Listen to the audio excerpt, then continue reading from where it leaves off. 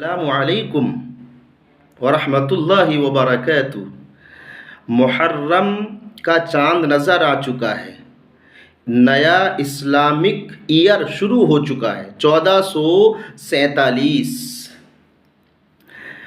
اس کی تاریخ یہ ہے کہ جیسے عیسائیوں نے عیسیٰ علیہ السلام کی پیدائش سے عیسوی سال شروع کیا اور سال کا پہلا مہینہ جنوری رکھا۔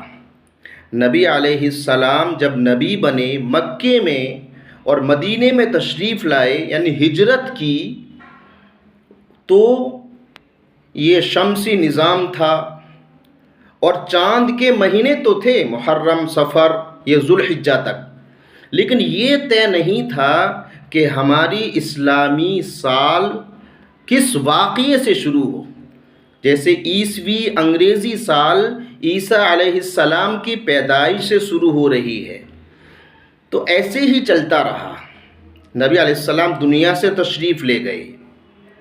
حضرت عمر رضی اللہ تعالیٰ عنہ جب خلیفہ بنے تو 2.5 سال بنے ہوئے سن 71 ہجری میں 71 ہجری حضرت عمر نے صحابہ کو جوڑا، مشورہ کیا، بھئی ہماری سال بھی ایک ہونی چاہیے، ہم تو عیسوی فالو کر رہے ہیں، اپنی اسلامک بھی ہو۔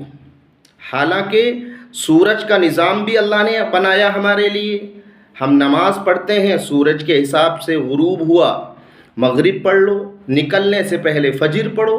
چاند کا نظام بھی اللہ کا ہے، چاند ہو جائے روزہ رکھو، چاند ہو جائے عید کرو، زکوٰۃ چاند کے حساب سے، عورت کی عدت چاند کے حساب سے، ساری چیزیں۔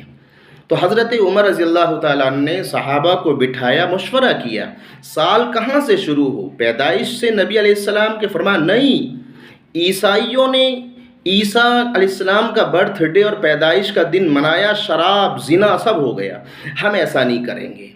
نبی کی نبوت سے کہ نہیں، ہجرت سے شروع کرو تاکہ امت کو پتہ لگ جائے کہ کیسے ہی حالات ہوں، ہجرت کر جاؤ، جگہ چھوڑ دو، جیسے صحابہ نے مکہ چھوڑا مدینے پہنچے، لیکن ایمان کو بچاؤ۔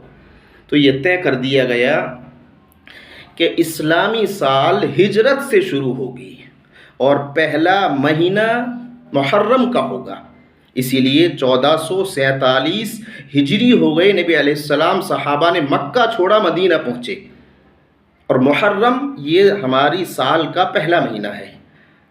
فالو کر لیجئے اور سبسکرائب کر لیجئے۔ السلام علیکم۔